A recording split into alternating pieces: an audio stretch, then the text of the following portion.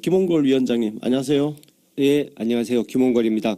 네, 김현 의원님. 네, 안녕하세요. 더불어민주당 김현이고요. 추미애 특보를 맡고 있고 그리고 문재인 후보의 언론 특보 맡고 있는 김현입니다. 언제부터 언론? 자칭하고 있습니다. 저는. 몰랐네. 바쁘시겠네요. 자, 본격적으로 그냥 바로 이야기를 좀 들어가려고 하는데요. 국민의당에서 대북 송금 특검, 여러분들 뭐 다 기억하시겠지만 이게 이 사안이 노무현 전 대통령이 굉장히 마음 아파했던 사안이기도 하고, 그리고 이 문제 때문에 김대중 전 대통령님하고 노무현 대통령님 두 분을 자꾸 이렇게 분열시키는 어떤 자꾸 메인 이슈로 수시 때때로 등장을 합니다. 그래서 이 이야기를 조금 우리 김대중 대통령님의 셋째 아드님이시죠. 그래서 김홍걸 위원장님으로부터 말씀을 좀 들으려고 하는데요. 위원장님, 그 당시에 김대중 대통령님께서도 조금 서운한 마음을 가지셨다고 그렇게 뭐 물론 당연히 그럴 수밖에 없을 것 같은데요. 그 당시 좀 어떻게 아시는 거 있으면 좀 말씀해 주시죠. 예, 그 당시에 이제 그 사건 자체가 네. 이제 보수 언론과 한나라당 측에서 네. 이제 합작을 이것을 했죠. 마치 큰 비리나 있었던 것처럼 예. 이 우리 돈을 북한에 네. 이 남북 남북 정상회담의 대가인 것처럼 예. 그렇게 이제 예. 모략을 한 예, 거죠. 몰아갔죠. 그래서 이 사건이 커진 것인데 네. 사실은 현대가 그 돈을 북한에 준 것이고 그것은 여러 가지 그러니까 금강산이라든가 개성공단이라든가 대북 사업을 이 크게 네. 벌릴 수 있는 그 장래를 위해서 투자한 것이거든요. 네. 사실 그래서 금강산이나 이 개성공단이란 것이 단순히 사업적인 부분만 있었던 게 아니고 이익이 네. 거기에 수많은 북한의 그 군이 주둔해 있었던 곳인데 네, 휴전선 그렇죠. 바로 건너에 네. 그 사람들을 뒤로 물린 거 아닙니까? 기지를. 후방으로 예, 이렇게 그렇죠. 갔죠. 네. 근데 그것은 사실 전쟁을 해도 그 정도 땅을 확보하기가 쉽지 않은 것인데 네. 아무 희생 없이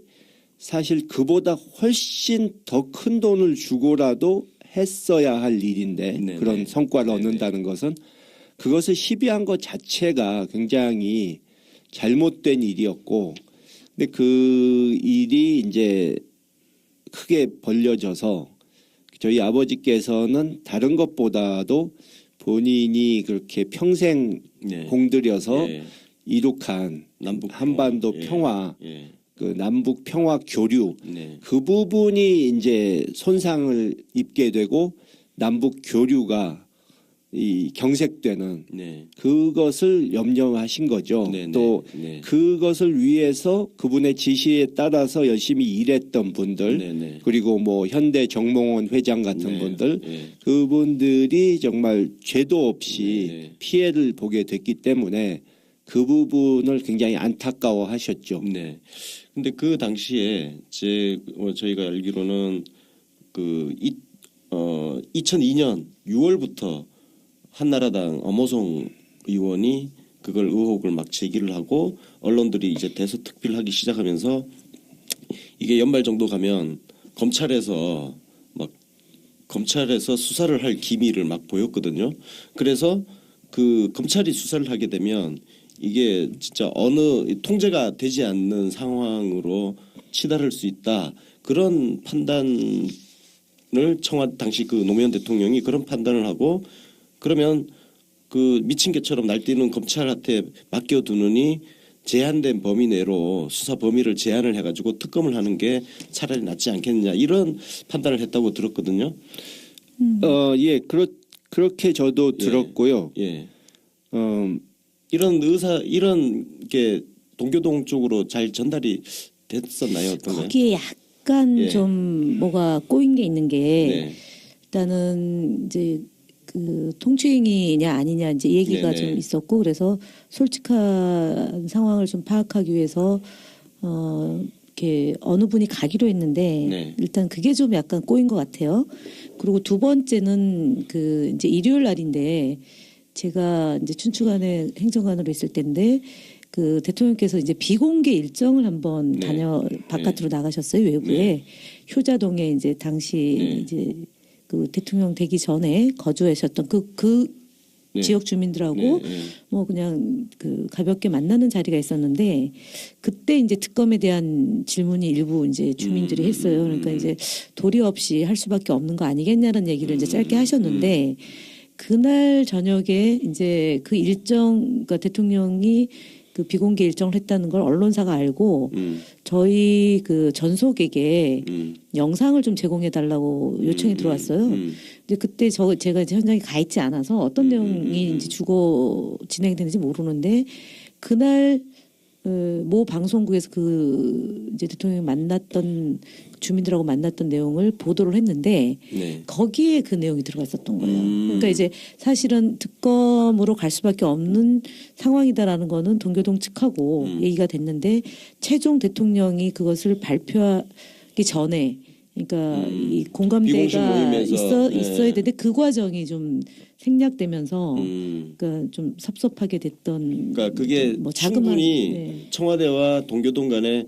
충분히 논의가 이루어지지 않은 상태에서 그런 비공식적인 어떤 모임에서 이 발언이 나오면서 조금 뭔가 꼬인 그런 네, 꼬였죠. 근데 사실 그때 제가 알기로는 청와대와 그 동교동 김대중 대통령님 측하고는 그 진행되는 것이 충분하게 그 공감이 있었고요.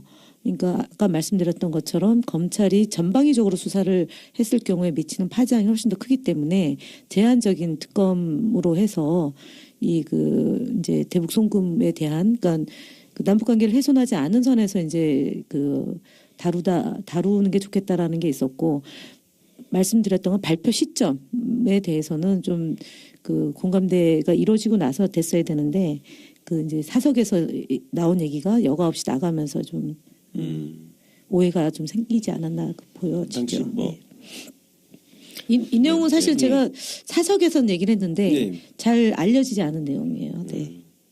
혹시 이런 내용을 동교동 쪽에서도 좀 파악을 그럼 그때 잘 못하고 있었을 수도 있을 것 같은데요. 그래서 오해를 할 수 있는 여지가 뭐 굉장히 조금 많이 보이는데. 이렇게 혼선이 있기는 했죠. 네. 근데 이제 이 큰 그림에서 보자면 네. 결국 그 내각에서 네. 국무회의에서도 사실 제가 알기로 한 분 빼고는 네, 맞습니다. 다 반대하셨던 걸로 예, 알고 허성관 있고 장관 빼고 네. 나머지는 전부 반대했다고. 네.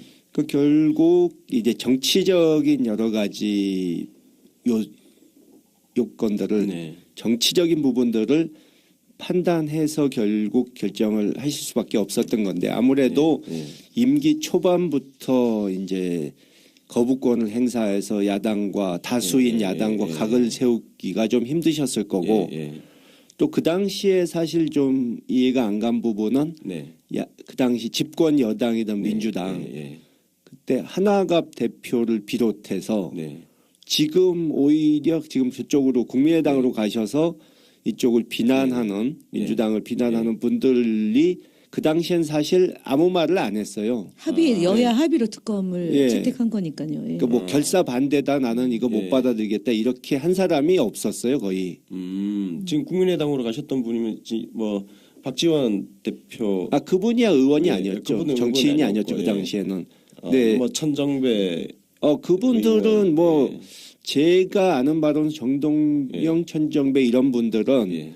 이 좀 이전 정권 일이니까 네. 새 정권이 부담 갖지 말고 좀 털고 가자는 네. 입장이 오히려 네. 좀 더 있었던 것 같고 예. 지금 뭐 그 문제 말고라도 사실 그분들이 이 열린우리당 창당, 그러니까 민주당에서 분당을 그거를 적극적으로 하셨던 분들인데 그렇죠. 오히려 노 대통령께서는 적극적인 입장이 아니셨거든요. 그 문제에 있어서도. 말리셨다고 하더라고요. 근데 예. 지금 와서 뭐 그런 것까지도 예. 엉뚱한 쪽에다가 책임 전가를 하는 거는 노무현 대통령한테 좀, 다 책임을 덮어 씌워놨죠 지금. 예. 예. 아니 이제는 문재인 이제 당시 민정수석한테 책임을 전가시키는 거죠. 근데 사실 그때 뭐 여권에 계셨던 분들은 다 아시지만 네. 문재인 전 대표께서는 그 당시에는 정치적인 일에는 전혀 네. 관여를 안 하셨던 그렇죠. 상황인데 네. 그런 것까지도 이제 또 책임이 있다 하는 걸 보면 예, 예. 좀 정치 공세가 지나친 게 아닌가. 네. 예. 그러니까 사실 대북 송금 특검 같은 경우도 그 당시 어찌됐든 뭐 오해의 여지도 많고 하지만 어쨌든 여야 합의를 해서 법안이 만들어진 거잖아요. 네. 노무현 대통령은 거부권을 행사하느냐 마느냐의 문제만 있는 거고 중요한 거는 여야 합의가 되었다는 부분이거든요. 그럼 그 당시에 지금 사실 그 지금 박사님 위원장님께서 말씀하시는 부분은 지금 국민의당으로 가셔가지고 대북 송금 특검을 가지고 공격하는 행위를 하는 분들 중에는 당시 여야 합의에 참여하셨던 분들이 계셨다는 그 부분을 지금 지적하시는 거죠. 그렇죠. 굉장히 좀 그러니까 자가당착적인. 그분들이 딴 사람은 몰라도 네. 그분들이 욕할 자격이 없다는 거죠. 네. 몸을 던져서 막았던 사람이 그런 말을 한다면 네. 그건 네. 말이 되는데 네. 그리고 그러면 이제 자연스럽게 그분 조금만 더 얘기를 해보겠습니다. 그래서 노무현 대통령께서 서거하신 이후에 우리 김대중 대통령님이 장례식 그 이후에 내 몸의 절반이 무너지는 느낌이었다 이렇게 말씀하셔가지고 두 분 사이에 그 말씀으로 두 분 사이에 뭐 이런저런 오해라든지 혹시 뭐 외부에서 부추겼던 갈등이 있다면 그런 것들이 다 해소가 된 거 아니냐 이런 이야기를 이제 문재인 전 대표가 이야기하니까 박지원 국민의당 대표가 또 그걸 또 막 비판을 했잖아요. 그러니까 제 생각은 네. 이걸 뭐 길게 얘기할 필요가 네. 없다고 네. 보는데 네. 과거 일이고 네. 그러니까 그때 당사자였던 분들이 네. 다들 인정을 하지 않았습니까? 네. 그 당시에 잘못 판단했다. 네. 상황이 그렇게 돌아가게 될 줄은 몰랐다. 그러니까 뭐 돌아가신 노 대통령님이나 네. 문재인 전 대표 예. 뭐 또 다른 그분들하고 같이 했던 분들이 다 그건 인정하신 건데 예. 뭐 잘못을 인정했는데 그걸 계속 얘기한다는 거 자체가 말이 안 되는 것이고 네. 이 돌아가신 저희 아버지께서는 그렇게 과거에 연연하는 네. 분이 아니셨기 때문에 네. 이 돌아가시기 직전에 네. 제가 전에 여러 번 언급했지만 이제 당시 야당 대표였던 정세균 대표, 네. 그 박지원 의원, 네. 또 그 이해찬. 당시 문재인 당시 이제 그때 직책이 뭐였죠? 그때 평인으로 계실 네, 때죠. 그렇죠. 네, 예, 자연인으로 그때, 계실 때고 이해찬, 이해찬 뭐 이런 전 분들 총리, 한명숙 총리 이렇게 해가지고 해서 모임을 가져가지고 네. 과거 일에 연연하지 말고 과거의 나쁜 감정은 다 뛰어넘어서 이 다들 힘을 합치고 또 다른 세력까지 데려와서 야권의 대동단결을 이루어서 이 수구 기득권 세력의 네. 정권을 무너뜨려야 한다 하는 유지를 남기고 가셨거든요. 그거는 이미 그 과거사를 계속 다시 들추지 말아라. 예, 단합해라 하는 뜻인데 그분의 유지를 따른다고 하는 분들이 이제 다른 얘기를 한다면 그거는 말이 안 되는 거죠. 네. 그리고 작년 초에 네. 그 제가 입당하고 얼마 안 돼서 이 한겨레에 이제 난 칼럼에 대해서 해명 내지는 반박으로 이 박지원 대표께서 이 글을 올리셨는데 네. 그 내용에도 보면은 분명히 지금 말씀드린 그런 모임이 있었다는 것을 인정하셨어요. 그러니까 그 모임의 성격 자체가 사실은 이제 그 네. 과거에 있었던 갈등, 오해 이런 것들을 예. 털어버리는 자리였잖아요. 그렇죠.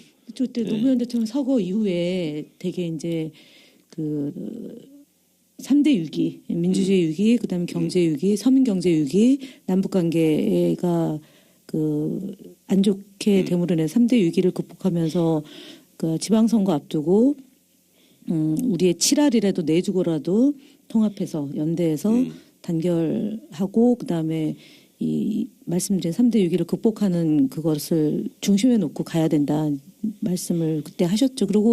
그리고 나서 어쨌든 이후에도 이제 그 서울시장 선거 때도 그 당시 통진당이죠. 거기하고도 이제 통합연대 이런 것 통합은 아니지만 연대해서 단일화해서 네, 이제 갔던 건데 결국은 이 문제가 벌어지는 이유가 2015년도에 그 문재인 전 대표와 박지원 지금 국민의당 대표 간의 그 전당대회에서 당대표 선거. 당대표 이제 총선을 앞둔 당대표 경선에서 그 호남 민심을 사실 조금 이제 왜곡시키는데 결정적으로 이 소재가 악용되지 않았나 특검 문제하고 논수술 이제 두 가지인데 굉장히 이제 문 전 대표가 당시에 전당대회 할 때 다른 거는 다 이제 본인이 감내할 수 있는데 특검 문제의 얘기가 정말 가슴이 이제 진짜 아프다. 사실 여부를 떠나서 돌아가신 분이고 그다음에 남북 관계와 관련된 그 큰 과업에 소재를 두고 전당대회라는 공간에서 악용하는 점에 대해서 진짜 이거는 조금 감내하기 힘들다는 얘기를 사석에서 좀 하셨어요. 네. 위원장님 뭐 더 말씀하실 건가요? 그 뭐 지금 국민의당의 주승용 의원, 김동철 의원 그분들도 예전에 열린우리당에 참여했던 분들 아닙니까? 그렇죠. 그러니까 그때는 뭐 하다가 왜 이제 와서 얘기를 하느냐 이거죠. 네. 그렇게 자기 신념에 의해서 하는 말이라면 그때 얘기했어야죠. 근데 이게 어쨌든 호남 지역에서는 사실 그 대북 송금 특검으로 인해서 그 좀 노무현 대통령과 참여정부에 대해서 등도 많이 돌리고 배신감 제가 볼 때도 배신감을 느낄 수 있을 것 같아요. 근데 그게 지금 벌써 한 15년 흐른 일인데 사실 지난 총선 때 국민의당이 호남 지역을 거의 석권하는데 이런 것들이 좀 배경으로 작용한 건가요? 어떤가요? 지난 총선 왜 그렇게 국민의당이 호남 지역에서 여러 가지 복합적으로 작용했죠. 지금 말씀드린 과거사에 대한 이 감정을 자꾸 부추긴 그런 부분도 있고 또 뭐 이게 책임이 문재인 전 대표만이 아니고 다른 그러니까 탈당한 분들에게도 책임이 있고 다 같이 책임이 있지만 어쨌든 그 총선 전 1년 동안 당이 좀 혼란스럽고 무기력한 모습을 많이 보여가지고 이제 그 특히 정권 교체 열망이 강한 호남 유권자들이 실망을 많이 하셨고 저렇게 해가지고 정권 교체할 수 있겠느냐 하는 그것 때문에 이제 민주당을 한번 정신 차리게 하려면 회초리를 때려야 된다 하는 그게 강해서 국민의당을 회초리로 쓰신 거고 국민의당 후보들 중엔 참 마음에 안 드는 사람도 많지만 일단 도구로 이용하셨기 때문에 선거 끝난 다음에는 별로 필요가 없어진 거잖아요. 회초리는 항상 휘둘르고 다니는 게 아니니까 그러니까는 금방 국민의당에 대한 관심은 식어버리고 이제 민주당이 회초리를 맞았으니까 너희들이 제대로 하나 보자 그렇게 되신 거죠. 그래서 지금 호남 지역 지지율을 보면 지금 국민의당하고 민주당은 뭐 거의 상대도 안 되는 정도 격차가 굉장히 많이 벌어졌거든요. 민주당에 대한 그 마음을 다시 이제 돌리고 계시는 걸로 해석을 해도 되는 건가요? 아직은 결론을 내리긴 좀 성급하고 뭐 이거는 민주당이 호남에만 해당되는 얘기가 아니고 전국에 해당되는 얘기지만 우리가 지금 지지율이 올라간 것이 100% 우리가 다 잘해서 됐다기보다는 이제 워낙 박근혜 정권과 새누리당이 몰락하다 보니까 반사이익을 얻은 것이 많은데 이 반사이익으로 지지율 올라간 것에 만족하지 말고 우리가 이 국민들 뜻에 따라서 이제 정권 교체하고 개혁 작업할 수 있다 하는 좀 믿음을 드리도록 노력을 해야죠. 아직 갈 길이 멉니다. 저는 그 지난 총선 결과가 이제 국민의당도 야당이고 더불어민주당도 야당이다. 그러니까 둘 다 이제 야당이기 때문에 큰 차별을 놓고 본 것 같지는 않습니다. 일단 둘 다 자기 식구다라는 게 있고 두 번째는 저희 이제 더불어민주당이 호남의 공천에 있어서 조금 이렇게 그 여론상으로는 현역 교체율이 높은 건 맞는데 현역 의원하고 정치 신인하고 부딪혔을 때 현역 의원이 훨씬 더 조직력이나 아니면은 그 뭐 인수 면에서 높기 때문에 정치 신인들이 잘 버티지를 못해요. 그렇죠. 그래서 특히 강주만 놓고 보더라도 예를 들어서 강기정 의원이나 박혜자 의원 이 두 분이 이제 다 나머지 분들은 다 탈당해서 국민의당으로 갔는데 그나마 남아 있는 현역 의원을 한 분은 컷오프 시키고 한 분은 경선에 붙였단 말입니다. 그 지역에 유일하게 이제 여성 국회의원인데 그럼 결과적으로 보면은 이제 전남도 이제 우리 그 지금 이제 국민의당으로 간 국회의원 여성 국회의원이 있는데 통틀어서 호남에서 여성 의원이 딱 둘이었어요. 근데 이분들이 어쨌든 결과적으로는 공천에서 탈락해 버린 거죠. 그리고 현역 의원들은 대부분 다 국민의당으로 가고 한두 명 있는 분들이 그럼 굉장히 유기적인 상황인데 호남이 전반적으로 이제 굉장히 어려운 지경인데 어려운 당을 지킨 분들을 공천에서 배제시키니까 그 더불어민주당은 호남의 민심을 제대로 읽지 못하는 정당으로 이제 돼버린 거예요. 그러니까 실제로 그 당시 공천에 특히 호남 지역 공천이 조금 문제가 있긴 있었어요. 매우 문제가 심각했던 거죠. 예. 그러니까 김종인 비대위원장이 들어오시면서 네. 공천 작업이 이제 네. 시작됐는데 네. 호남만 그런 게 아니고 좀 네. 뭐 우왕좌왕하고 네. 주먹구구식으로 된 부분이 많았죠. 네. 근데 호남이 특히 예. 이 광주 전남이 네. 네. 이 제대로 그 여러 명 탈당해서 빈 자리를 네.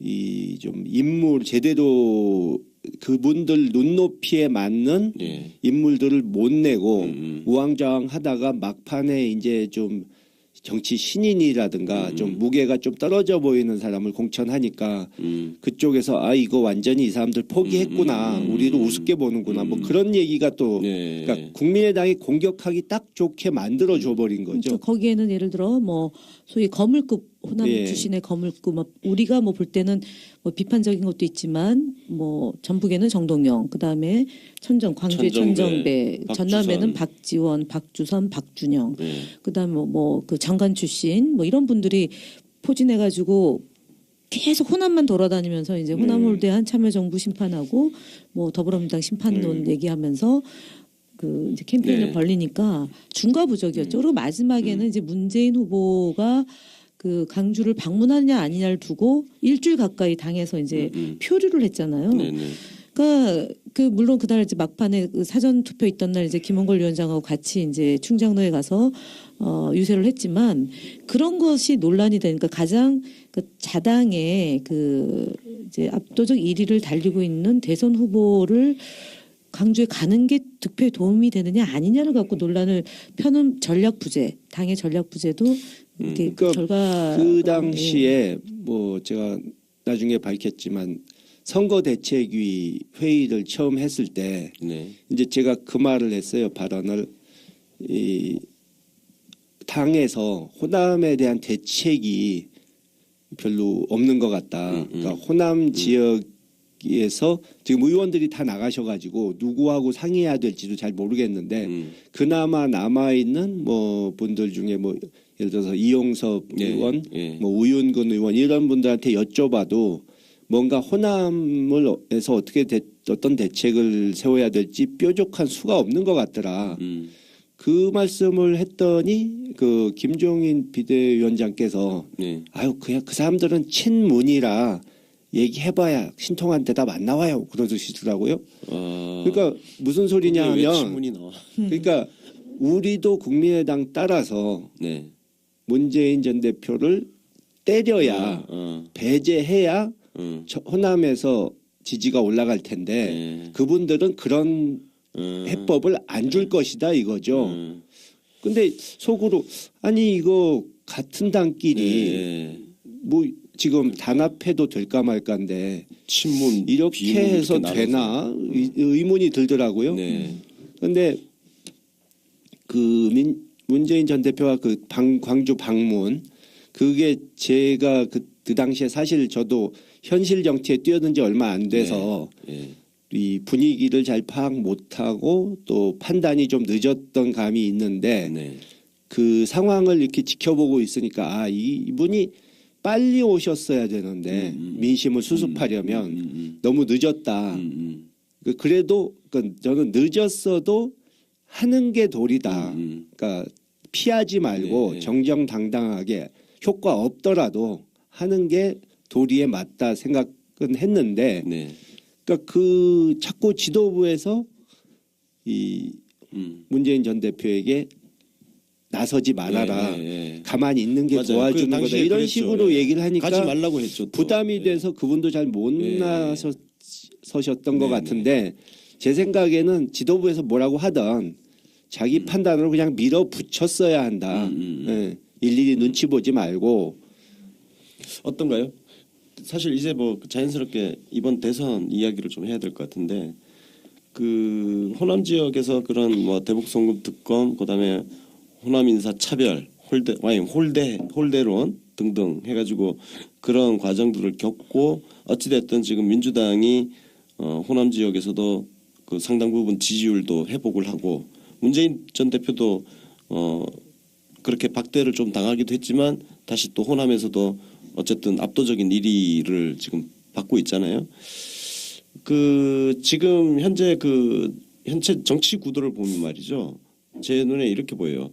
2007년 그러니까 1997년 하고 좀 비슷한 거 아니냐. 그때 김대중 대통령께서 첫 정권 교체를 이뤄내면서 전두환, 노태우, 김영삼으로 이어져 온 동안 쌓인 적폐를 청산을 했단 말이에요.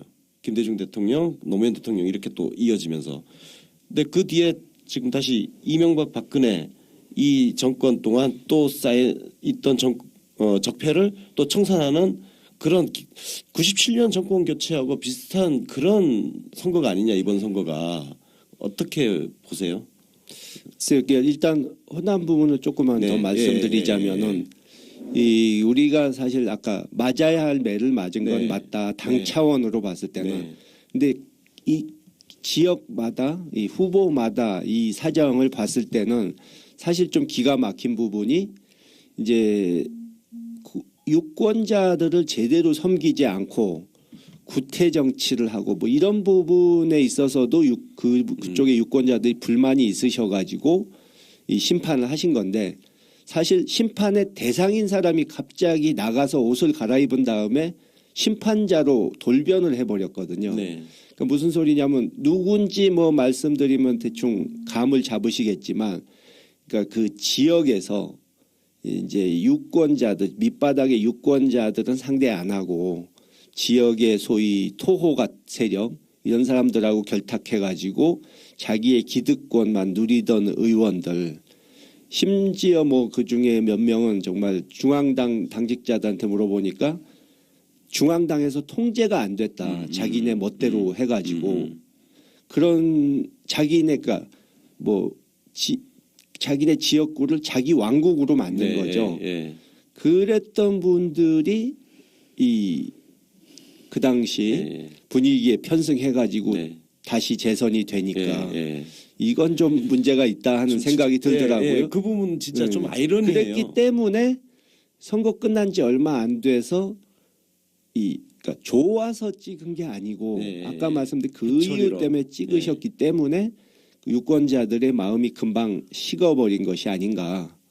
그러면 거죠? 제가 조금 전에 말씀드린 거는 뒤에 이야기하고 그 지금 맥락 닿는 부분 더 얘기를 좀 해보면 지금 국민의당은 진짜 문재인 전 대표 스토커 같아요.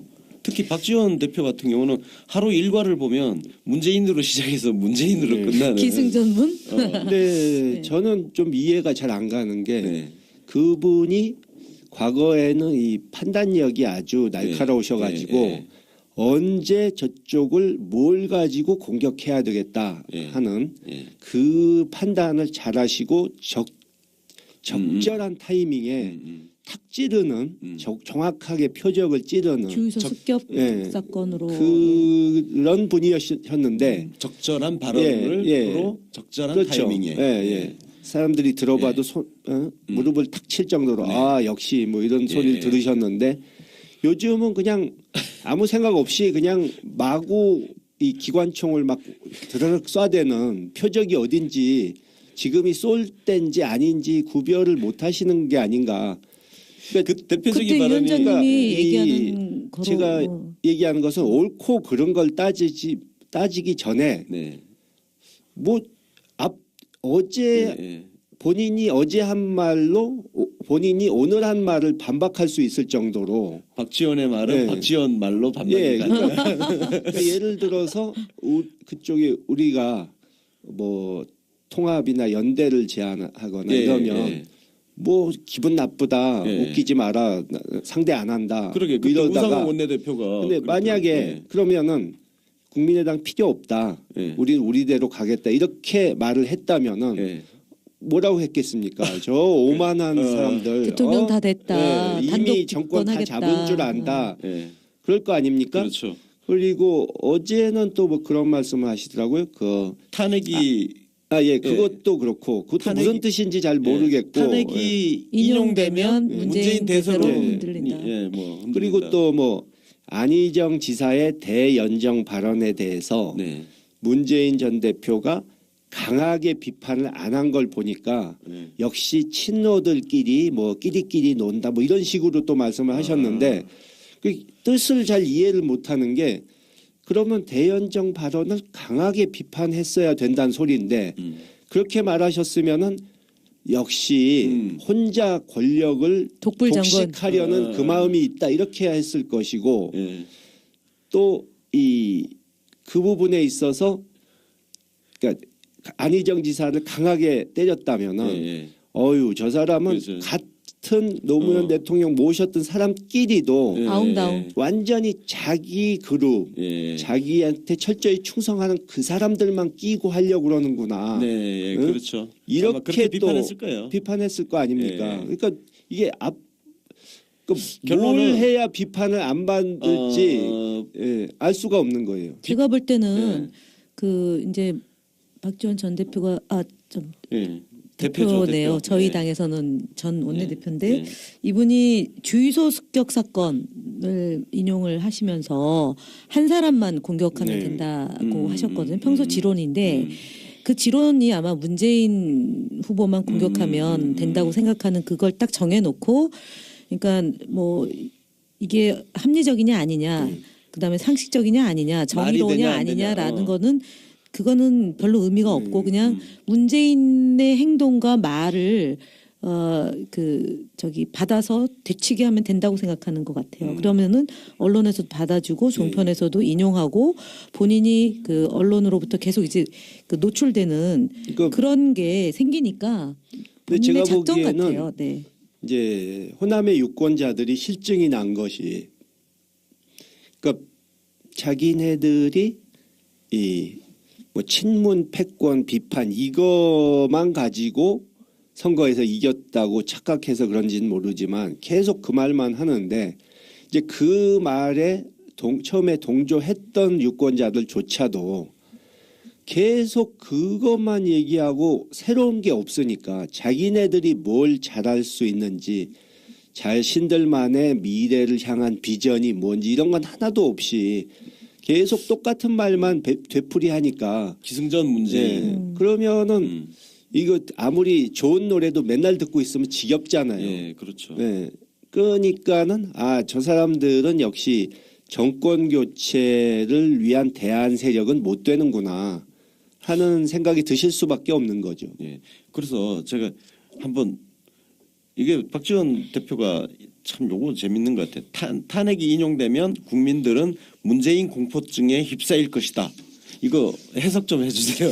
제가 볼 때는요. 그러니까 일단은 이제 이번 대선에서 크게 관통했던 주제 중에 하나가 개헌을 통한 그 이제 이 권력구조 개편이 하나 있었고 그다음에 친박 친문을 제외한 세력이 이 빅텐트 뭐 제3지대론으로 해가지고 그것도 뭐 개헌을 매개로 해서 정치 질서를 좀 바꿔보려고 했던 게 있었던 거죠. 근데 국민들은 정치권이 교체되고 적폐를 청산해야 된다라는 것으로 거의 95% 국민들이 이제 대체적인 여론이 형성된 건데 정치권이 자꾸 개헌 얘기를 하니까 아니 정치권이 잘한 게 없다. 크게 잘한 게 없다. 근데 우리가 워낙 대통령이 잘못하고 최순실의 국정농단이 심각하기 때문에 이번에는 어쨌든 정권 교체를 좀 해서 나라를 바로 세우자라는 건데 자꾸 이상한 그 화두를 들고 나온단 말이죠.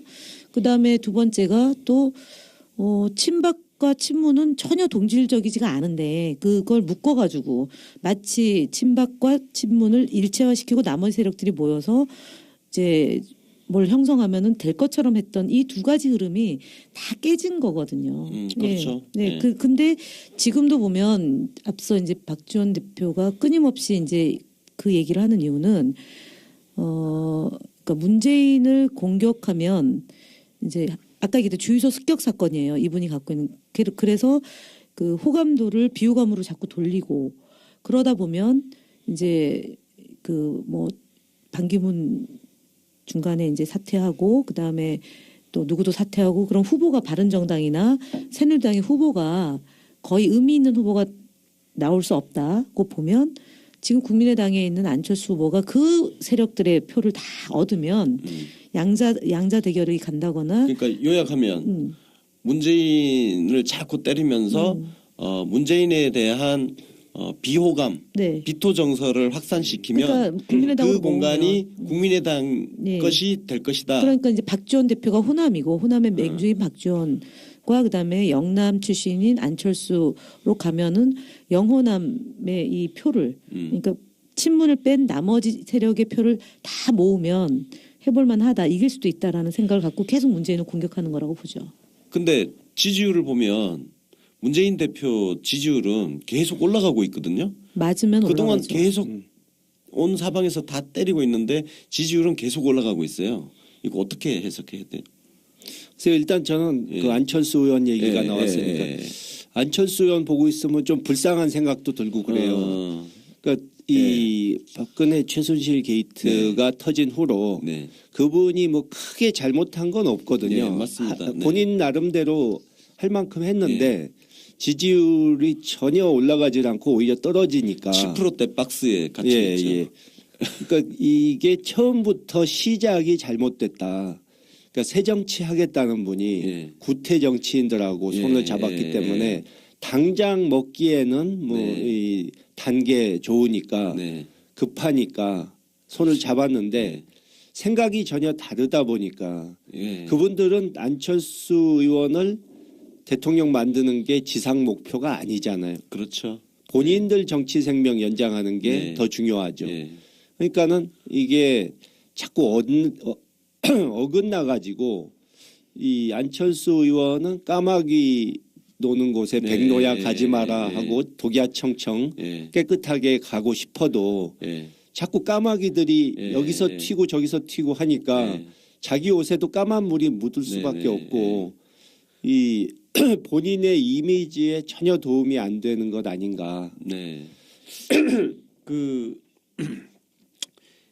국민의당 같은 경우는 지금 기승전 문재인으로 끝나는 모든 그 멘트들 뭐 브리핑 이런 걸 보면 박근혜보다 문재인을 더 싫어하는 것 같아요. 경쟁자이기 때문에 그런 것 같습니다. 왜냐하면 새누리당이나 바른정당이 호남에서의 소위 이 지지율은 10% 미만이잖아요. 결국은 내년 지방선거도 그렇고 그다음 총선도 그렇고 경쟁하는 것은 더불어민주당의 후보와 그 세력과 경쟁하기 때문에 호남 하나만 놓고 봤을 때 그러니까 그런 거잖아요. 그분들의 정당 성향이 호남을 기반으로 둔 거죠. 수도권에서는 현역 의원이 그당 없기 없으니까. 때문에 그다음에 영남이나 충청이나 여기는 뭐 시작도 못하는 거니까 그 당의 기반은 호남인데 지난 총선에서의 결과가 이제 1년 만에 거의 이제 뒤집힌 거잖아요. 그렇게 보면 내년 지방선거 차기 총선에서 지금 구도라면 별로 희망이 안 보이기 때문에 그러니까 더불어민주당이 그 잔매에 먹는다고 가랑비에 옷 젖듯이 계속 이제 더불어민주당을 공격해서 본인들의 입지를 구축하는 게 아니겠냐라고 보고 있죠. 그러니까 지난 선거 때 그 당이 받은 표가 호남하고 이 다른 지역에서 받은 표는 여당에서 이탈해온 예, 예. 표들이 좀 있었거든요. 네, 네, 네. 근데 양쪽이 이질적인 성향이잖아요. 지금 그렇기 국민의당이 때문에, 그렇죠. 예. 그 양쪽을 계속해서 같이 데리고 갈 방법이 없거든요. 네. 한쪽을 만족시키려면 다른 한쪽에서는 싫어하니까. 그러니까 결국 그런 모델로는 이 지속성이 없었다 처음부터 그렇게 봐야죠. 그러니까 사실 지금 국민의당 구성을 보면 박지원 대표를 비롯한 호남을 기반으로 한 정치인들이 있고 그 다음에 안철수 의원이라 뭐 김성식 의원, 이상돈 의원 같은 네. 그런 한 축이 또 존재를 하잖아요. 네. 호남과 별 관계가 없는 그렇죠. 분들. 굉장히 이상한 동거를 지금 하고 있는 네. 그런 형태거든요. 저는 이분들이 언제까지 같이 당을 하고 있을까 그것도 사실 좀 궁금해요. 결국은 이번 대선에서 이제 국민의당이 어느 정도의 득표를 하느냐가 이제 그 가름할 것 같은데요. 아까 이제 시대 정신으로는 1997년 대선과 비슷한 거고 상황적으로 놓고 보면 2007년도의 대선하고 비슷하다고 보는데 2007년도 대선에서 결과가 이명박 후보가 49% 얻었고 그다음에 정동영 후보가 25% 그리고 이회창 후보가 15% 그리고 그 문국현 후보가 6%로 이제 사당 이제 득표가 되는데 이번에 대선은 결국은 이번 대선도 물론 굉장히 중요하지만 그 정치권에서는 내년 지방선거 또 특히 그 많은 사람들이 출마를 하게 되잖아요. 기초 그다음에 광역 그다음 시군구 이제 자치단체장 그다음에 도지사 시장 이런 거 그러니까 사실 시장으로 놓고 보면 선거 시장으로 놓고 보면은 대선은 그 한 자리를 놓고 이제 그 각 당의 최고 선수들만 나오는 거지만 지방선거는 또 특히 호남에 기반을 둔 그 국민의당으로서는 사활이 걸린 거죠. 그다음에 총선으로 가는 그 지렛대가 되는 거잖아요.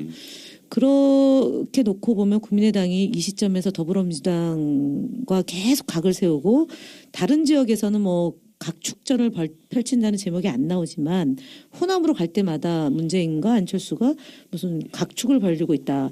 지지율에선 3배에서 4배 차이가 나는데도 그렇게 이제 그 빅매치인 것처럼 하는 이유는 지지를 보면 사실 상대가 안 되는 그러니까 지금 정도잖아요. 그렇게 하는 이유는 대선 이후에 전국을 어떻게 끌고 갈 내년 거냐. 지방자치선거. 예, 예. 그다음에 내년 지방자치선거와 보궐선거가 또 연결이 되어 있기 때문에 그냥 대선만 놓고 주파나를 튕기는 것이 아니고 내년 대선 선거 이후를 이후에 보고 있는, 예. 그 정치 지형을 어떻게 그 주도할 거냐, 누가 주도할 거냐를 좀 많이 국민의당 고민하겠죠. 의원들이야 뭐 대다수가 대선 이기기 힘들다는 건 다 알고 있고 그 사람들한테는 지금 말씀하신 대로 총선과 지방선거 그런 게 더 중요하죠. 자기들 일이니까. 그리고 아까 그 호남에서의 지지율 그거는 뭐 이 문재인 전 대표라든가 우리 당 후보들의 지지율이 호남서 높아진 건 사실인데 이제 아직은 소극적인 지지니까 그게 이제 정권 교체를 위해서는 수단으로. 대안이 뭐 따로 없지 않느냐. 도저히 국민의당 가지고는 안 된다. 제가 저도 그런 의미에서 이제 그 문재인이란 후보의 개인에 대한 지지나 찬성, 뭐 반대 이게 아니고요. 사실은 대선은 당과 거기에 후보 개인이 결합되는 거잖아요. 당. 그러니까 어느 당의 후보냐.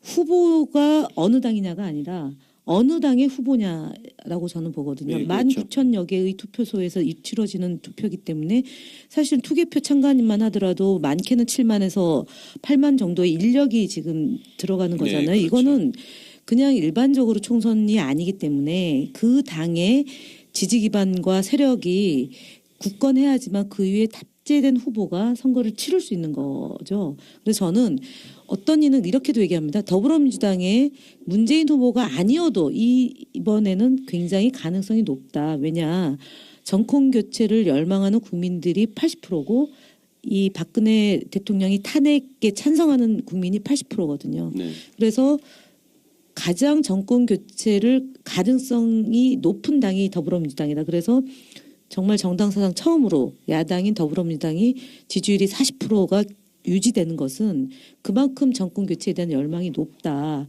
두 번째는 더불어민주당에 소속되어 있는 그 후보군 둘이 1, 2위를 하는 경우는 또 처음 있는 일이라고 합니다. 그러니까 직선에 의한 선출, 대통령 선출 시기에. 그러니까 그만큼 그 소위 말하는 박근혜, 이명박 정권에 대한 심판이 높은 거고 적폐청산하자는 의지가 높기 때문에 호남에서도 마찬가지로 문재인 후보에 대한 지지도가 높게 나오는 이유는 문재인에 대한 전폭적 지지가 아니라 정권 교체에 대한 열망이 그만큼 높다. 그래서 그 가능성 있는 후보한테 이렇게 쏠림 현상들이 이제 생기는 게 아니냐 이렇게 보는 거죠. 저는 뭐 지지율이 높아지면 당이나 후보나 지지율이 높아지면 기분이 좋다기보다도 사실은 겁이 나요. 그러니까 그만큼 이 박근혜 정권에 대해서 이제 실망이 커서 네. 기대가 우리 쪽으로 왔단 소리인데 네. 그 기대에 또 부응해야 된다는 네. 부담이 있지 않습니까? 그렇죠. 그러니까 사실 좋아할 일이 아니고 네. 정신을 바짝 차려야 되는 상황이죠. 우리가. 그렇죠. 우리가 그런 표현들을 쓰잖아요. 호랑이 등에 올라탔다고. 그렇죠. 그러니까 거기서 떨어지면 물려 죽는 거죠. 그러니까 민심에 지금 올라탄 건데 그 민심에 부응을 하지 못하면 떨어져서 물려 죽는 거죠. 그런 두려움은 좀 갖고 있는 게 좋을 것 같습니다. 그 사실 지금 국민의당 이야기를 하게 되면 야권 연대 이야기를 하거든요. 사실 그리고 민주당 정권이 들어선 이후에 일단 구도상으로 여소야대란 말이에요. 그러면 그 안정적인 국정 운영 기반을 생각한다면 야권 연대를 마냥 또 외면하기도 힘들고 그쪽 생각을 해봐야 될 것 같은데. 그 안희정 지사께서 대연정을 말씀하셨는데 네. 저는 개인적으로 그 방식에 동의는 않지만 네. 이제 우리가 집권을 한다고 만약에 가정했을 때 네. 어떻게 이 국정 운영을 하기 위해서 네. 의회에서 최소한 과반수는 끌어와야 네. 되니까 네. 네. 어떻게 어떤 방식으로 할 것인가는 고민을 해야 된다 네. 하는 점에서 네. 네. 그분이 그런 안을 내놓은 것 자체를 비판해서는 안 되고 네. 그러니까 여러 가지 지금 안을 다들 내놓고 네. 또 토론을 해봐야 되고 네. 네. 그렇지만 대선 전에 네. 이게 정답이다 하고 딱 내놓을 수는 없는 것이 그렇죠. 이 연대니 통합이니 뭐 이런 연정이니 이런 것은 상대가 있는 거니까 그렇죠. 우리 마음대로 결정해서 될 일이 아니잖아요. 그렇습니다. 그리고 잘 아시다시피 이 안철수 의원과 국민의당 의원들과는 생각의 차이가 있기 때문에 네.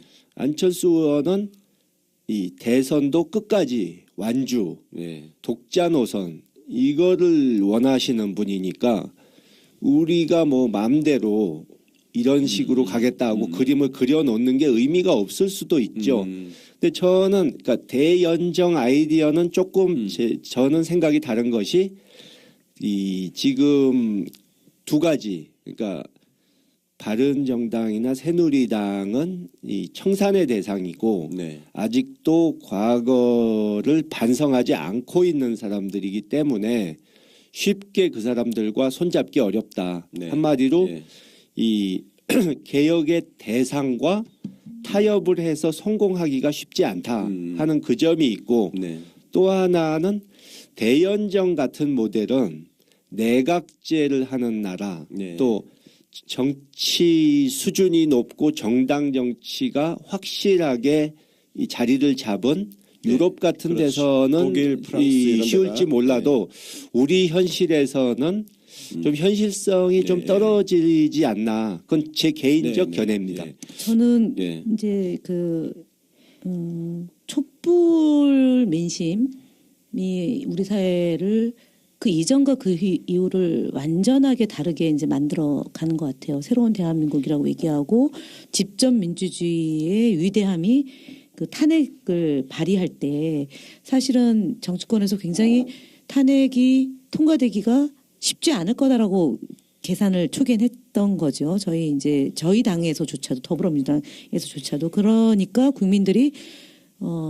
촛불 민심으로 탄핵이 성공할 수 있도록 힘을 그렇죠. 받쳐준 거잖아요. 예. 그래서 234석의 탄핵 가결이 되는 의석수가 나온 거잖아요. 그래서 지금 현재 현재 의석수로 놓고 보면 여소야대가 맞는데 그렇다면 국민의당이 예를 들어서 하나의 이제 적폐청산법을 이제 국회에서 발의를 했어요. 이제 더불어민주당이 발의를 했다면 이것을 당론으로 반대할 거냐, 아니면 당론으로 채택할 거냐를 논의할 수밖에 없거든요. 저는 당론으로 채택하지 못하는 순간 내년 지방선거를 놓고 국민의당에 설 자리가 저는 사실은 없다고 보거든요. 결국 민심이 중요하다는 예, 저는 거잖아요. 그래서 예.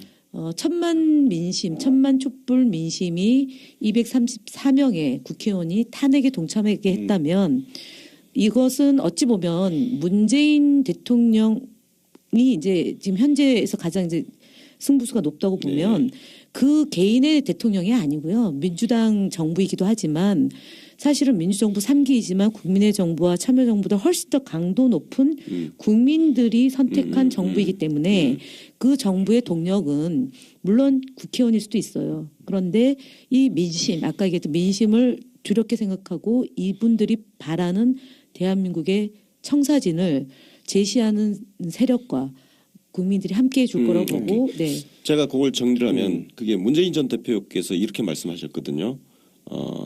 연장과 관련해서 중요한 뉘앙스가 있는 그 의미가 있는 발언하셨는데 적폐 청산 세력과 이에 맞서는 세력으로 나눠질 것이다.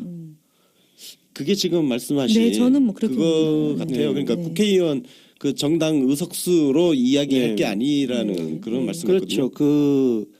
그런 부분을 그런 민심을 잘못 판단해 가지고 12월 초에 네.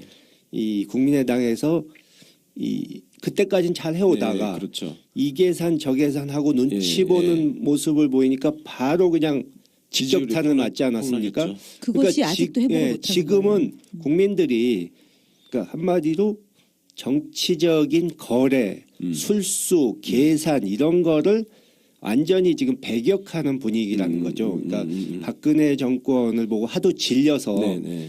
이제는 좀 그런 거 좀 하지 말라 하는 거기 때문에 그러니까 뭐 국민의당에서 뭐 뉴DJP 연합이니 뭐 이런 네, 거를 네, 얘기를 하셨는데 그러니까 지금 뭐 연대니 통합이니 이런 것도 이 자리 나눠 먹기 위한 네. 그런 걸로 보이는 순간 국민들에게 외면당한다. 그렇죠.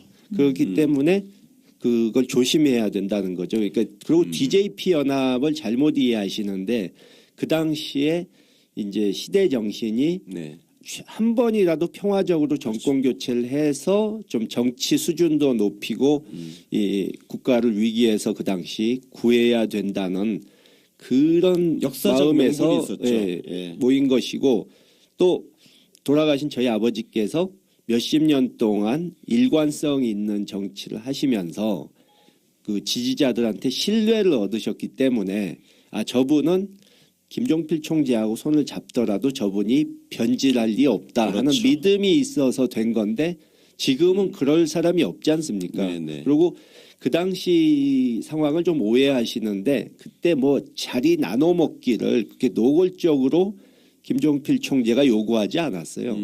그러니까 물론 배려는 그쪽을 했지만 네네네. 예를 들어서 막 김종필 요구하고 총재가 주고받는 게 이 아니었다는 자리는 거죠. 내 거니까 어. 절대 누구 시키면 안 돼 뭐 이런 식의 이 염치 없는 요구를 하시지 않았다는 거죠. 네, 김종필 총리가. 네, 예. 근데 국민의당 측은 총선 끝나자마자 그런 소리를 막 해대니까 저도 깜짝 놀랐어요. 지금이 저런 소리 하고 있을 때가 아닌데 벌써부터 저렇게 노골적으로 그러니까 DJP 연합을 왜곡하고 있는 거죠. 그러니까 아까 제가 그 얘기했잖아요. 그분들이 자기 지역의 유권자들과 유권자를 섬기는 정치를 하는 게 아니라 지역의 토호들, 네. 엘리트들하고만 네. 이 소통하는 정치를 하는 것이다. 네. 그 얘기를 했는데, 그러니까 그런 자리 나눠 먹기는 그 사람들이 관심 가질 일이거든요. 네네. 사실 지역 주민들이 뭐 누가 어느 지역 출신이 무슨 부 장관하고 그게 직접적으로 그분들 생활에 무슨 상관이 있습니까? 네. 그 말씀 들으니까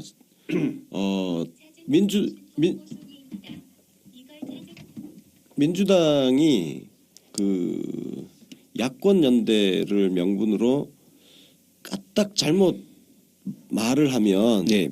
방금 박선 위원장님이 지금 방금 말씀하신 그런 정치적 거래로 국민들에 비칠 수 있는 그 위기 그 위험한 소지도 좀 있어 보여요. 예. 근데 발언을 진짜 잘 해야 될 것 같은데. 야권 연대는 이제 원내대표가 얼마 전에 이제 제안을 야권 연대라고 얘기는 국민당과의 관계 설정을 얘기를 했고, 그다음에 이제 정의당과도 이제 빼놓을 수는 없는 거잖아요. 그러면은 결국은 이제 저희가 탄핵까지 올 때 야권 연대를 공고화했기 때문에 탄핵까지 성사된 거고, 그 이후에도 마찬가지로 그러니까 야권 연대는 굉장히 중요하죠. 법안 하나를 처리하려고 해도 그 소위 말하는 공조나 연대 없이는 불가능하고, 그렇기 때문에 저는 뭐 야권 연대에 대해서는 늘 이제 가는데, 그것이 냉소적이냐 아니면은 유권자가 지지하는 방향의 야권 연대이냐라는 것이 저는 가장 무엇보다 중요하다라고 봅니다. 정치인들만의 그 논리로 이야기하는 순간 민심에 네. 혹독한 네, 그렇죠. 비판에 네. 직면할 것 같아요. 그러니까 지지자들이 어떻게 이제 바라느냐가 이제 늘 관심의 대상이 되는 네. 거고요. 그래서 지금 일단은 저희가 그 이제 탄핵이 이제 인용되는 시점이 언제인지에 따라서 이제 당내 경선이 네. 이제 진행이 될 텐데요. 이제 그렇게 놓고 보면 결국은 그 이제 지난 대선 이제 2012년도 대선에서 가장 저희가 뼈아픈 것 중에 하나가 안철수 후보와의 단일화 과정에서 그러니까 그 사퇴를 한 거잖아요. 지지를 물론 지지 표명은 했지만 경선이 시작되기 전에 사퇴를 하면서 그게 이제 사실은 냉소적인 방향으로 흐르게 된 거죠. 그리고 12월 19일 날 또 그렇게 된 건데, 이후에 관리해야 될 것 중에 가장 큰 것은 우리가 머릿속으로 정말 잊지 말아야 되는 것은 지금은 탄핵이 진행 중에 있다는 점 하나하고, 탄핵되지 않았죠. 아직. 않았기 때문에 정말 그 엄정해야 된다는 점 하나하고, 이 분들이 원하는 것이 무엇인지에 대해서 정말 꼼꼼하고 면밀하게 들여다보고, 그 이제 탄핵되고 대선 후에 100일 또는 6개월 동안 우리가 어떤 일을 우선적으로 할 것인지에 대한 정말 이 그 진지한 성찰과 고민과 검토를 당에서 해야 되는 게 아닌가, 이런 생각이 요즘에는 더 많이 깊어지고 있습니다. 네. 특히 지금 탄핵 그 관련해 가지고 헌법재판소 그 쪽으로부터 뭐 좀 자꾸 이상한 이야기가 흘러나와 가지고 문재인 전 대표 같은 경우는 광주 토론회 뭐 일정 이유도 있지만 이게 탄핵이 되기 전에는 일단 그런 후보 토론회 같은 거를 안 나가려고 하는 것 같아요. 지금 탄핵이 좀 걱정되긴 그렇죠. 하죠. 예. 좀 상황이 예. 급속히 네. 불안해졌는데, 이 아무래도 역시 그 정말 파렴치한 네. 박근혜 네. 최순실 네. 일당이라 예. 그 망신을 당하고도 포기를 안 하고 네. 어떻게든 살아남아 보려고 지금 있는 수단을 정말 다 쓰는 것 같은데, 지금 이 국면에서는 일단 뭐 우리 대선 후보들도 그렇고 당도 그렇고 모든 화력을 탄핵 가결에다가 예. 지금 쏟아야 될 시점 아닌가 싶어요. 예, 그러니까 한동안은 예. 정치권은 물론 일반 국민들까지도 예. 그냥 가만히 있어도 어차피 그렇죠. 탄핵 되겠지. 네, 기다리는 설마 거죠. 예. 그 11월, 12월에 그 분위기를 보고도 이 네. 사법부나 또는 헌법재판소. 그리고 이 저쪽 네. 바른정당이나 박근혜 세력, 새누리당이나 설마 뭘 할 수 있겠는가 이런 생각을 했는데, 역시 그 오랫동안 네. 권력을 잡아왔던 세력이고 수단 방법 그럼요. 안 가리고 저 사람들이 어떤 사람들인데. 예, 이 욕심을 채우던 사람들이라 예. 예, 포기를 안 하네요. 예. 저는 지금 이 시점에서는 하여튼 탄핵 가결의 모든 그 당력과 대선 후보들의 공력을 그리고 민심을 하나로 지금 다시 탄핵 가결 그 탄핵 인용이죠. 탄핵 인용 촉구 쪽에다가 다 모아야 할 시점인 것 예. 같아요. 대선 후보들이 지금 그 막 지역 막 여기저기 다니는 것도 중요한 것 같긴 하지만 지금은 조금 아닌 것 같은 그래서 생각이 들어요. 그렇죠. 그 일단은 지금 박한철 소장이 이제 임기 마치면서 3월 13일 이전에 그 결론을 내야 된다라고 얘기를 했고 네. 그것이 적어도 이제 헌법재판소의 분위기로 이제 국민 대다수는 이해를 하고 있었는데 갑자기 이제 새누리당 소속 뭐 정치인들이 탄핵 결정에 승복해야 된다. 그리고 그 이제 토요일 날 그 이제 소위 그 박근혜를 지지하는 사람들이 나와서 정말 대도 안 되는 소리를 지금 하고 그리고 그 돈이 어디서 나오는지 잘 모르겠지만 그 동원되는 정도가 매우 심각하고 보수 받는 보수 단체. 예, 그리고 뭐 유모차 오면 뭐 15만 원, 뭐 목욕하고 오면 5만 원, 그냥 오면 2만 원, 뭐 이런 건데 결국은 이것은 이 박근혜 정부와 함께 부역했던 집단이 이 민주주의를 역행시켜서라도 탄핵을 방해하는 것이 아주 노골적으로 갖고서 파악이 되고 있고 8명 중에 뭐 그 특히 이제 박근혜 대통령이 임명한 재판관이나 아니면은 새누리당 성향의 재판관들이 그 이제 이 결정, 그러니까 국민이 요구하는 결정을 좀 뒤로 하려고 하는 이런 것들이 좀 포착이 되기 때문에 당에서도 2월 11일 날 집중해서 좀 그 다시 한번 열기를 좀 모아가자라는 취지로 열심히 하고 있죠. 네. 저도 2, 3주 전부터 그 서울 광장에 사람 동원하는 버스들이 막 100대 이상씩 그렇죠. 막 나타나고 많이 이런 거 보고 늘어났더라고요. 이상하다 했었는데 역시 그 배후가 있었더라고요. 그래서 요즘은 그 사람들 모인 거 보면은 다 돈으로 보여요. 아까 새누리당 당사 앞을 지나는데 또 뭐 집회하는 사람들이 있어서 가만 저 정도면 일당이 얼마지 머릿속으로 막 계산을 하게 되고 그래요. 지금 뭐 좀 긴 시간 동안 좋은 이야기 많이 나눴는데 뭐 박사님 그 위원장님 마지막으로 뭐 또 하실 말씀 있으면 좀 해주시죠. 좀 전에 말씀을 드렸는데 이제는 이 정치 공학적인 계산으로 이렇게 술수를 부리고 이런 것을 이 국민들이 원치 않는 시대가 됐다 하는 것을 느낄 수 있고요. 그렇기 때문에 지금 우리 당의 후보들이 다들 지지율이 높지 않습니까? 그리고 다른 쪽들은 지금 그렇죠. 이 고전을 면치 못하고 있고 그 이유가 그분들이 잘하고 있는 탓도 있지만 또 이 유권자들이 보시기에 그동안의 그 박근혜 정권의 거짓과 그 목적을 위해 수단 방법을 가리지 않고 법치주의를 온갖 또 파괴하고 그랬죠. 비겁한 수법을 쓰고 이런 것에 이제 정말 질리셔가지고 일단 정치인이 이런저런 재주 부리는 거는 제껴놓고 일단 믿을 수 있는 사람이어야 되겠다. 신뢰할 수 있고 진정성이 있는 사람이어야 한다. 이거를 더 중시하시는 것 같아요. 그래서 요즘은 뭔가 좀 장난을 치고 술수를 부리고 이런 것이 보이는 순간 아, 저 사람은 안 되겠구나. 민심의 폭격을 받습니다.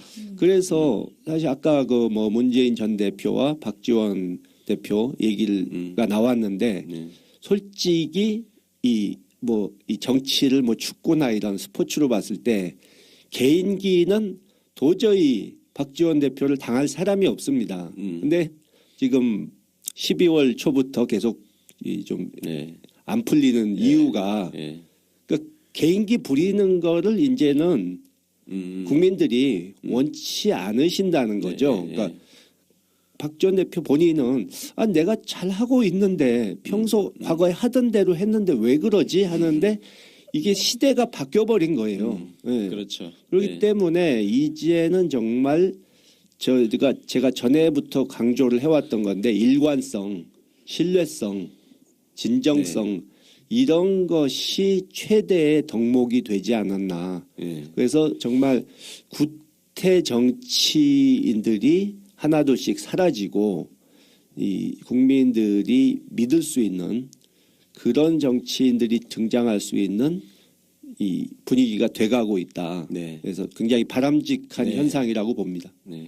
박지원 국민의당 대표는 문재인 전 대표를 향한 그 스토커 짓을 이제 그만두셔야 될 것 같습니다. 김현 의원님 뭐 마지막으로 하실 말씀 우리 김원걸 위원장님 말씀 전적으로 동의하고요. 저희가 이제 김원걸 위원장 볼 때마다 느끼는 것은 김대중 대통령의 젊은 시절 어땠을까? 저희는 사실 젊은 시절은 못 봤죠. 제가 이제 88년도에 당에 입당했을 때 그때가 이제 대선 완전히 이제 망가지고 저희가 3등하고 88년도 총선 앞두고 제야 출신들이 이제 당에 입당하면서 총선을 해서 그나마 이제 야당으로서의 이 복원이 가능했던 게 88년도고 그때 그 대통령이 정말 기뻐했죠. 항색 돌풍은 사실은 상상 못했고 당신이 이제 정계 은퇴해서 박영숙 총재를 이제 그 대행으로 챙기고 이제 총선을 했던 그 시기거든요. 그로부터 이제 40년, 30년이 지나서 이제 한 번 이기고 97년, 2002년 두 번 이기고 그다음에 2007년, 12년 두 번 지고 이제 17년 대선이 목전에 있는데 결국은 이제 저희 50대들에게는 김대중 대통령은 선생님이고 그 이제 지도자고 철학자였던 거고 노무현 대통령의 그런 그 끊임없는 도전 정신, 그다음 정치를 바꿔야 된다라고 얘기를 했던 그 흐름이 이제 두 대통령을 가슴속에 둔 국민들이 이번 대통령 선거를 맞이한 거란 말이죠. 그래서 웬만한 맷집에는 우리 국민들이 쉽게 좌절하지 않는다. 이제 국민의당에 있는 의원들이나 정치인들이 그런 역사적 흐름과 시대 정신을 빨리 캐치하지 못하면 저는 뭐 굉장히 힘들어지지 않을까 보고요. 뭐 바른정당, 새누리당은 말할 것도 없다라고 하고 어쨌든 요즘 시기에 특히 이 시기에 그러니까 김대중 대통령 그다음에 노무현 대통령을 생각하는 국민들이 그 어떤 마음가짐으로 있을지에 대해서 정치권이 깊이 천착하고 그러니까 하나하나를 내놓을 때 정말 진지한 자세로 해야 되지 않을까. 저부터도 그렇고요. 그래서 약간 김원걸 위원장님 처음으로 제가 같이 대담 뭐 했는데 원래 팩트에 워낙 귀재시거든요. 그래서 다음에는 또 아버지에 대한 얘기를 더 얘기할 수 있는 뭐 나중에 댓글단에 한번 모시죠. 그래도 좋고요. 네. 근데 댓글단보다는 인터뷰도 좋을 것 같아요. 네, 댓글단 좋습니다. 한번 초대하겠습니다. 네. 자, 긴 시간 동안 좋은 말씀 해주신 김원걸 위원장님, 김현천 의원님 감사합니다. 조금 전에 김대중 대통령님 젊은 시절 어땠을까 말씀하셨는데 참고로 저희 어머니가 71년인가요? 그때 대통령 선거 때 장충당 저기 지방 유세였는데 강원도 쪽 유세에서 현장에서 보셨대요. 너무 잘생겨서 찍었대요. 그 아들을 업고 간 거 아니에요? 예, 아마 저를 업고 갔습니다. 겁니다. 그 7살 뭐 이럴 때 3살이었. 그러면 뭐 등에서 이제 민주주의를 본 거죠. 네, 어머님 등에서. 네. 자, 공갑장의 정치 신세계 여기서 마치도록 하겠습니다. 지금까지 들어주신 청취자 여러분 감사합니다. 다음 회에서 뵙도록 하겠습니다.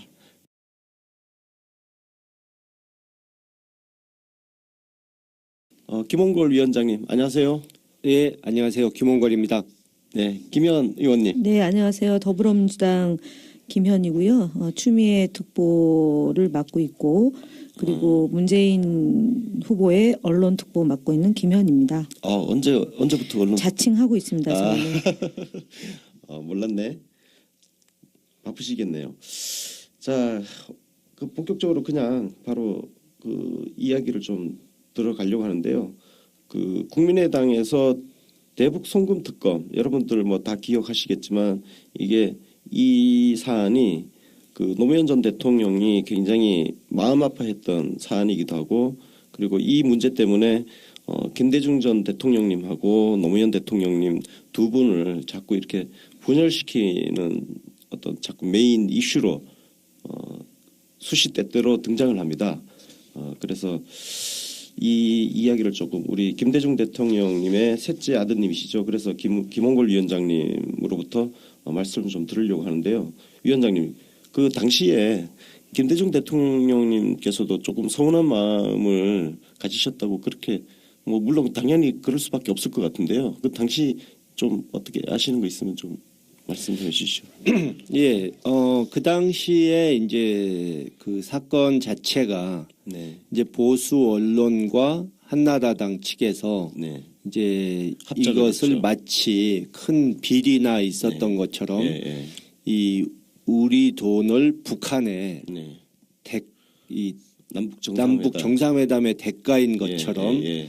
그렇게 이제 예. 모략을 한 예, 거죠. 몰아갔죠. 그래서 이 사건이 커진 것인데 네, 사실은 현대가 그 돈을 북한에 준 것이고 그것은 여러 가지 그러니까 금강산이라든가 개성공단이라든가 대북 사업을 이 크게 벌릴 수 있는 그 장래를 위해서 투자한 것이거든요. 네, 사실 그래서 금강산이나 이 개성공단이란 것이 단순히 사업적인 부분만 있었던 게 아니고 이익이 네, 거기에 수많은 북한의 그 군이 주둔해 있었던 곳인데 네, 휴전선 그렇죠. 바로 네, 건너에 네. 그 사람들을 뒤로 물린 거 아닙니까? 기지를. 후방으로 예, 이렇게 그렇죠. 갔죠. 네. 근데 그것은 사실 전쟁을 해도 그 정도 땅을 확보하기가 쉽지 않은 것인데 네. 아무 희생 없이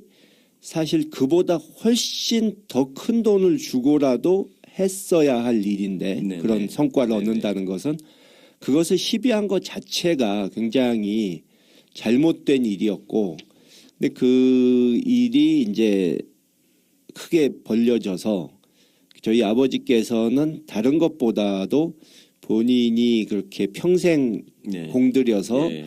이룩한 남북 한반도 평화. 예. 평화, 예. 그 남북 평화 교류 네. 그 부분이 이제 손상을 입게 되고 남북 교류가 이 경색되는 네. 그것을 염려하신 거죠. 네, 네, 또 네. 그것을 위해서 그분의 지시에 따라서 열심히 일했던 분들 네, 네. 그리고 뭐 현대 정몽원 회장 같은 네. 분들 예. 그분들이 정말 죄도 없이 네. 피해를 보게 됐기 때문에 그 부분을 굉장히 안타까워하셨죠. 네.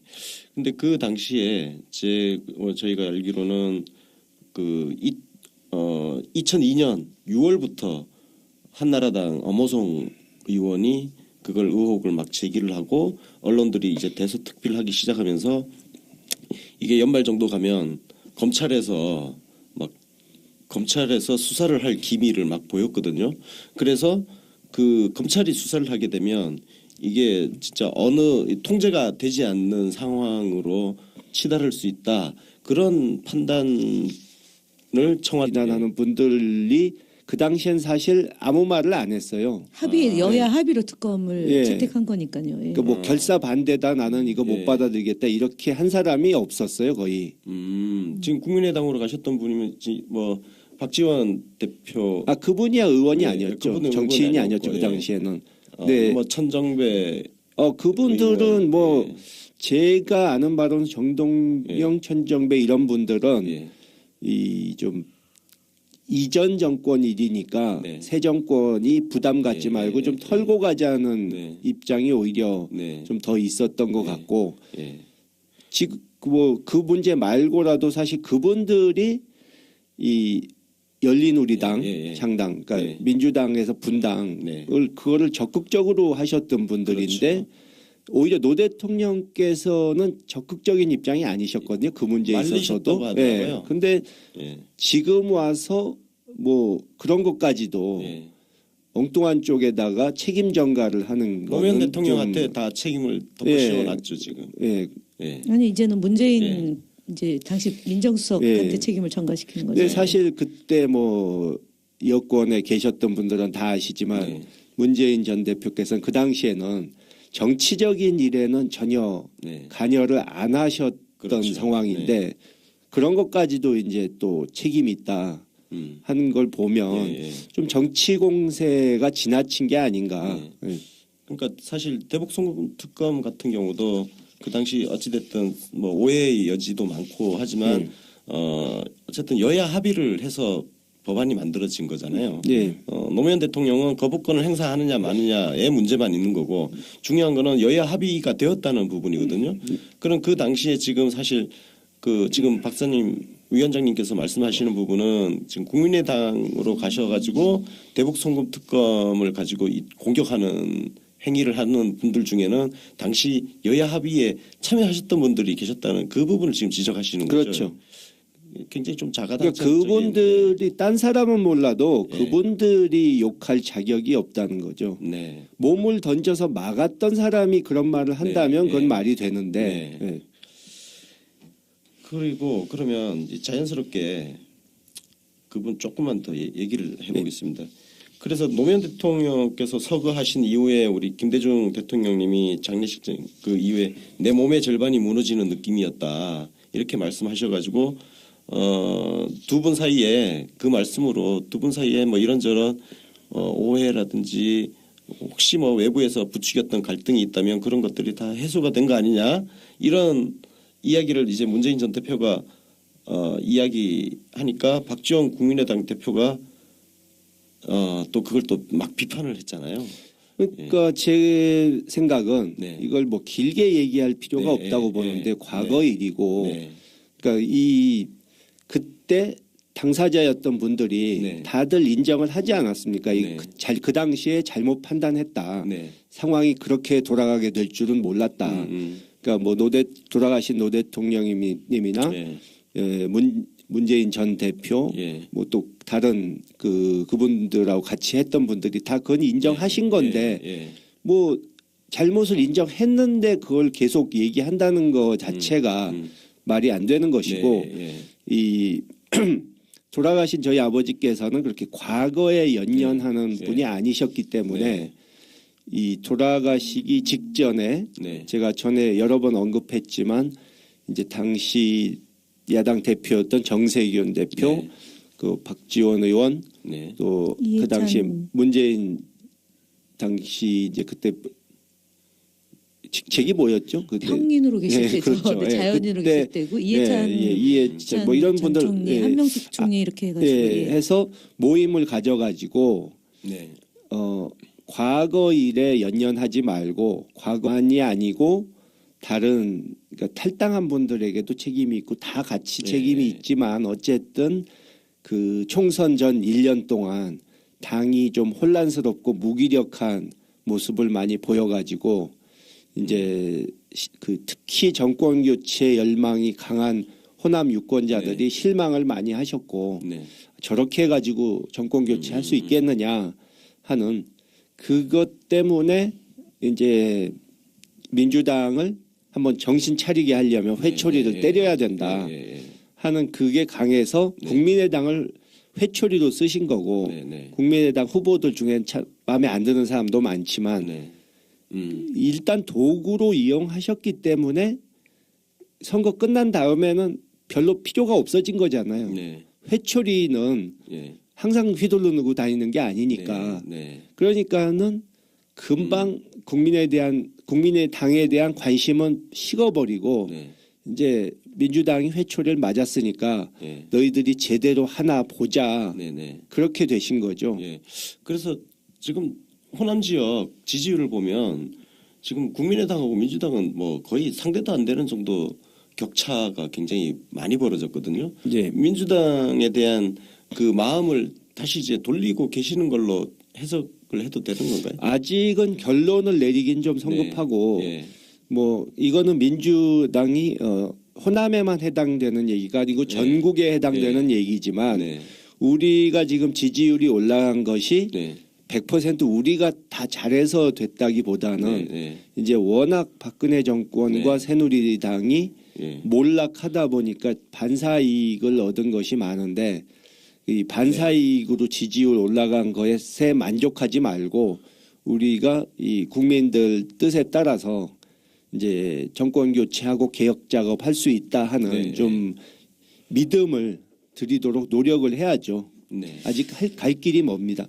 저는 그 지난 총선 결과가 이제 국민의당도 야당이고 더불어민주당도 야당이다. 그러니까 둘 다 이제 야당이기 때문에 큰 차별을 놓고 본 것 같지는 않습니다. 네. 그러니까 둘 다 자기 식구다라는 네, 게 네. 있고, 두 번째는 저희 이제 더불어민주당이 호남의 공천에 있어서 조금 이렇게 그 여론상으로는 현역 교체율이 높은 건 맞는데, 현역 의원하고 정치 신인하고 부딪혔을 때 현역 의원이 훨씬 더 조직력이나 아니면은 그 뭐 인수 면에서 높기 때문에 정치 신인들이 잘 버티지를 못해요. 그렇죠. 그래서 특히 강주만 놓고 보더라도 예를 들어서 강기정 의원이나 박혜자 의원 이 두 분이 이제 다 나머지 분들은 다 탈당해서 국민의당으로 갔는데, 그나마 남아 있는 현역 의원을 한 분은 컷오프 시키고 한 분은 경선에 붙였단 말입니다. 그 지역에 유일하게 이제 여성 국회의원인데, 그럼 결과적으로 보면은 이제 전남도 이제 우리 그 지금 이제 국민의당으로 간 국회의원, 여성 국회의원이 있는데, 통틀어서 호남에서 여성 의원이 딱 둘이었어요. 네. 근데 이분들이 어쨌든 결과적으로는 공천에서 탈락해 버리는 거죠. 그리고 현역 의원들은 대부분 다 국민의당으로 가고 한두 명 있는 분들이, 그럼 굉장히 유기적인 상황인데, 호남이 전반적으로 이제 굉장히 어려운 지경인데, 어려운 당을 지킨 분들을 공천에서 배제시키니까 그 더불어민주당은 호남의 민심을 제대로 읽지 못하는 정당으로 이제 돼버린 거예요. 그러니까 실제로 그 당시 공천에 특히 호남 지역 공천이 조금 문제가 있긴 있었던 매우 거죠. 문제가 심각했던 거죠. 예. 그러니까 김종인 비대위원장이 들어오시면서 네. 공천 작업이 이제 네. 시작됐는데 네. 호남만 그런 게 아니고 좀 네. 뭐 우왕좌왕하고 네, 네. 주먹구구식으로 된 부분이 많았죠. 네, 근데 네. 호남이 특히 예. 이 광주 전남이 네. 네. 이 제대로 그러니까 여러 명 탈당해서 빈 자리를 네. 이거의 나쁜 감정은 다 뛰어넘어서 이 다들 힘을 합치고 또 다른 세력까지 데려와서 야권의 대동단결을 이루어서 이 수구 기득권 세력의 네. 정권을 무너뜨려야 한다 하는 유지를 남기고 가셨거든요. 그거는 이미 그 과거사를 계속 다시 들추지 말아라. 예, 단합해라 하는 뜻인데, 그분의 유지를 따른다고 하는 분들이 이제 다른 얘기를 한다면 그거는 말이 안 되는 거죠. 네. 그리고 작년 초에 네. 그 제가 그 입당하고 얼마 안 돼서 이 한겨레에 이제 난 칼럼에 대해서 해명 내지는 반박으로 이 박지원 대표께서 이 글을 올리셨는데, 네. 그 내용에도 보면은 분명히 지금 말씀드린 그 그런 모임이 있었다는 것을 인정하셨어요. 그러니까 그 모임의 성격 자체가 사실은 이제 그 네. 과거에 있었던 갈등, 오해 이런 것들을 예. 털어버리는 자리였잖아요. 그렇죠. 그때 네. 노무현 대통령 서거 이후에 되게 이제 그 3대 위기, 민주주의 위기, 그다음에 경제 위기, 서민 경제 위기, 남북 관계가 그 안 좋게 되물어낸 3대 위기를 극복하면서 그 지방선거 앞두고 우리의 7알이라도 내주고라도 통합해서 연대해서 단결하고, 그다음에 이 말씀드린 3대 위기를 극복하는 그것을 중심에 놓고 가야 된다 말씀을 그때 하셨죠. 그리고 나서 어쨌든 이후에도 이제 그 서울시장 선거 때도 그 당시 통진당이죠. 거기하고도 이제 통합 연대 이런 것, 통합은 아니지만 연대해서 단일화해서 네, 이제 갔던 건데, 결국은 이 문제가 벌어지는 이유가 2015년도에 그 문재인 전 대표와 박지원 지금 국민의당 대표 간의 그 전당대회에서 당대표 선거. 당대표 이제 총선을 앞둔 당대표 경선에서 그 호남 민심을 사실 조금 이제 왜곡시키는데 결정적으로 이 소재가 악용되지 않았나, 특검 문제하고 논수술 이제 두 가지인데, 굉장히 이제 문 전 대표가 당시에 전당대회 할 때 다른 거는 다 이제 본인이 감내할 수 있는데 특검 문제의 얘기가 정말 가슴이 이제 진짜 아프다. 사실 여부를 떠나서 돌아가신 분이고 그다음에 남북 관계와 관련된 그 큰 과업에 소재를 두고 전당대회라는 공간에서 악용하는 점에 대해서 진짜 이거는 조금 감내하기 힘들다는 얘기를 사석에서 좀 하셨어요. 네. 네. 위원장님 뭐 더 말씀하실 거? 그 뭐 지금 국민의당의 주승용 의원, 예, 김동철 의원 예. 그분들도 예전에 열린우리당에 참여했던 분들 네, 아닙니까? 그렇죠. 그러니까 그때는 뭐 하다가 네. 왜 이제 와서 얘기를 하느냐 이거죠. 네. 그렇게 자기 신념에 의해서 하는 말이라면 그때 얘기했어야죠. 근데 이게 어쨌든 호남 지역에서는 사실 그 대북 송금 특검으로 인해서 그 좀 노무현 대통령과 참여정부에 대해서 등도 많이 돌리고 네. 배신감, 제가 볼 때도 배신감을 느낄 수 있을 것 같아요.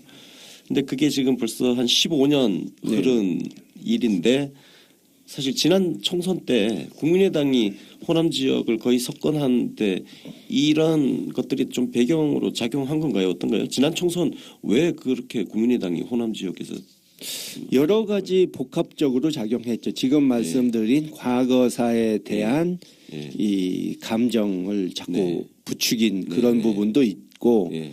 또 뭐 이게 책임이 문재인 전 대표 당시 그 노무현 대통령이 그런 판단을 하고 그러면 그 미친 개처럼 날뛰는 검찰한테 맡겨두느니 제한된 범위 내로 수사 범위를 제한을 해가지고 특검을 하는 게 차라리 낫지 않겠느냐 이런 판단을 했다고 들었거든요. 예, 그렇게 저도 들었고요. 예. 어, 이런 게 동교동 쪽으로 잘 전달이 됐었나요? 어떤가요? 거기에 약간 예. 좀 뭐가 꼬인 게 있는 게 네. 일단은 이제 그 통추행위냐 아니냐 이제 얘기가 네네. 좀 있었고 그래서 솔직한 상황을 좀 파악하기 위해서 이렇게 어느 분이 가기로 했는데 네. 일단 그게 좀 약간 꼬인 것 같아요. 그리고 두 번째는 그 이제 일요일 날인데 제가 이제 춘추관에 행정관으로 있을 때인데 그 대통령께서 이제 비공개 일정을 한번 네. 바깥으로 나가셨어요 외부에 네. 효자동에 이제 당시 네. 이제 그 대통령 되기 전에 거주하셨던 그 네. 지역 주민들하고 네, 네. 뭐 그냥 그 가볍게 만나는 자리가 있었는데 그때 이제 특검에 대한 질문이 일부 이제 주민들이 했어요. 그러니까 이제 도리 없이 할 수밖에 없는 거 아니겠냐는 얘기를 이제 짧게 하셨는데 그날 저녁에 이제 그 일정 그러니까 대통령이 그 비공개 일정을 했다는 걸 언론사가 알고 저희 그 전속에게 영상을 좀 제공해 달라고 요청이 들어왔어요. 근데 그때 제가 이제 현장에 가 있지 않아서 어떤 내용이 이제 주고 진행되는지 모르는데 그날 모 방송국에서 그 이제 대통령이 만났던 주민들하고 만났던 내용을 보도를 했는데 네. 거기에 그 내용이 들어가 있었던 거예요. 그러니까 이제 사실은 특검으로 갈 수밖에 없는 상황이다라는 거는 동교동 측하고 얘기가 됐는데 최종 대통령이 그것을 발표하기 전에 그러니까 이 비공식 공감대가 모임에서, 있어야 되는데 그 과정이 좀 생략되면서 그러니까 좀 섭섭하게 됐던 그러니까 그게 뭐 충분히 네. 청와대와 동교동 간에